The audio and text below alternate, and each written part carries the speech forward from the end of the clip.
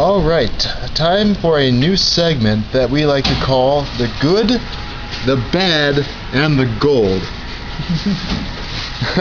Where we are going to talk about 3 cards, probably once a week, maybe twice if we get creative.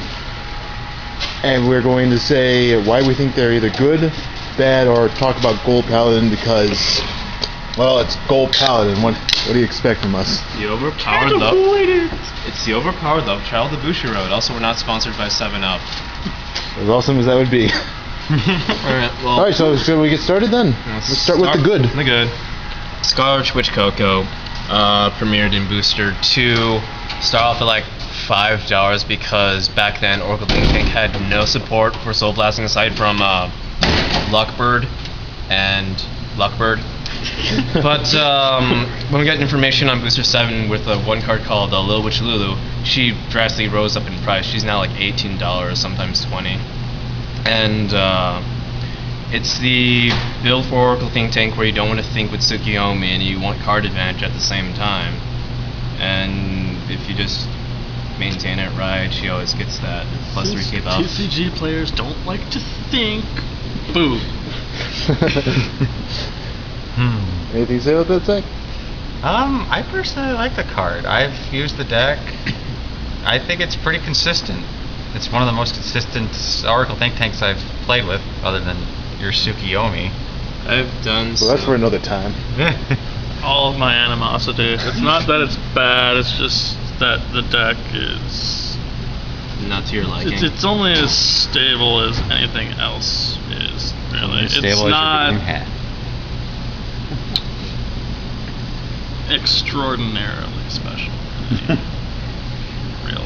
Blah. Yeah. Yeah, I've done silly things with it. Some people just play it with itself and like Nana or Souffle. Some people do the Coco and Sakia OTP rides where you just draw cards and then you bounce them again to grab Lulu as well. And in Japan, they're just playing mostly Coco and Cookie because whatever you ride, you draw cards and you can Soul Blast to give more power to Coco. If I had to pick a setup, that would be it. Unfortunately, we have to wait quite some time for it to show up. And I think that's enough. Because we said about the good, let's move on to the goddamn of the bad. This thing, this thing cost me a whole day at a tournament just by being in the deck. Yeah, he threw it in, and then every match, misgrade. Yeah, every single time. Everything about the deck was fine otherwise. Yeah. this thing was It was working. Yeah, in place of this card was Moai the Great. Now we know why it's great, because it's superior. It's just superior to this. This goddamn lion heat. We pulled 2 versions of this thing in Booster 7, the freaking Great Nature version and the Gold Paladin one. Yeah, I mean, if that's... If there's any proof that it's not a very good card, the fact that its clones are lower rarity would probably be it.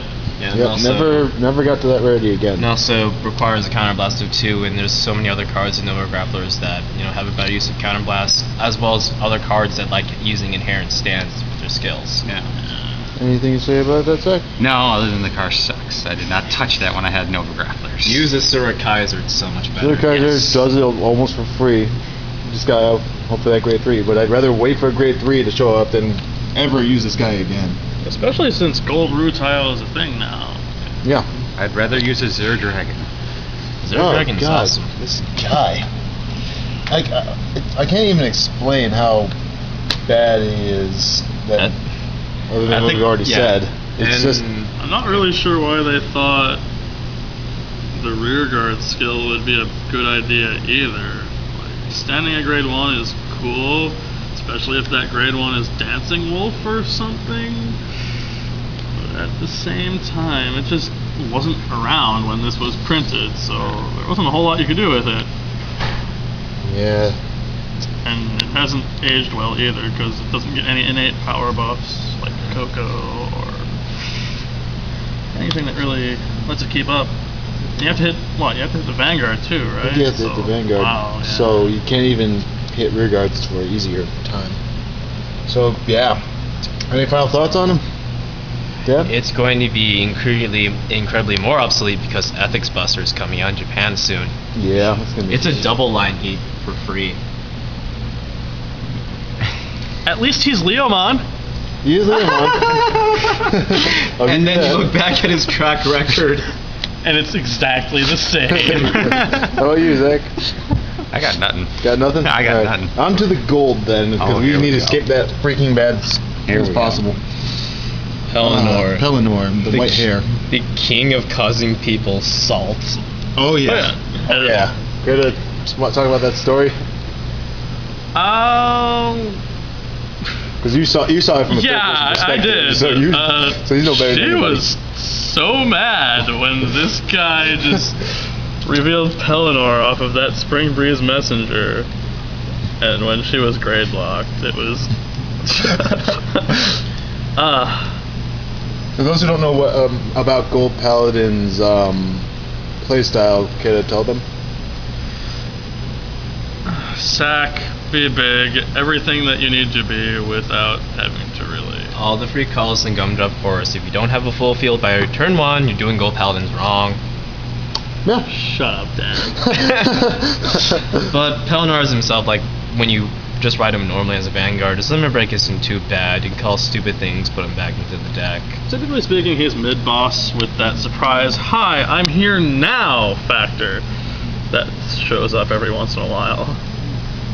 He's nice to have in the event that you yourself are grade locked, because his superior ride condition depends on the opponent instead of you. So, for example, if you rode Nimue or something of that nature, or your Spring Breeze messenger goes off, just toss him out there, drop a card, and problem solved. He's not extraordinarily great, but he's not terrible either. It's just that Gold Paladins have better things to do with their time. Because they're Gold Paladins. Yeah. Exactly. Anything so with you, Zach? I personally like the card. I would run Pelennor and Azeel. I like that because I've gotten it off twice, thanks to Lap Ear Shooter. It's like, whoop, effect, whoop, hey look. I'm now grade 3, I'm going to attack you again, and then swing at you for the 5th damage. You can't stop me now. Yeah. God damn guy. Man, she was so mad. It's, Yeah. It's like it was a couple weeks ago. I get why you would be, but Yeah. at the same time, you're playing the better deck. Shut up. It comes down to what the cards decide to do. Yeah, it's like in the same way that I was so mad about this guy. She was so mad because I was using this guy. I mean, if you get it off, you get it off. If you end up dying to it because you can't guard it, oh well, what can you do? Yeah. There are worse things in this world than Pelennor, like in the future, Draconic Overlord the End, Latina Azel, Glory Maelstrom, who doesn't use the Maelstrom because it negs himself. And don't get me started on 16 crit Gold Paladins, which they can do in the future. No one needs heals when you can just crit and crit. And crit. Pick some more. So yeah, everyone's salt aside. Everyone's too salt aside. These are the cards we chose for this week because, well, they're the ones that came to mind the most They when we are thought. the most polarizing. Yeah, the most polarizing If ones. you have any suggestions for future reviews, feel free to name drop them. In the comment section. I can't guarantee we'll always have a gold because there's only so many we can do unless they decide to give us more really fast. There are almost 100. We can do this for days. It's okay, we're gonna gain more and even more. And more, because Liberators said so. It's not Gold Paladin, they're It's just not gold, Liberators. not gold Paladin at all, Elliot. What are you talking about? You're right. My bad. Well, I guess that's everything for this time. And hopefully we'll be next week with some more stuff. Say bye, everybody. Bye-bye. Bye.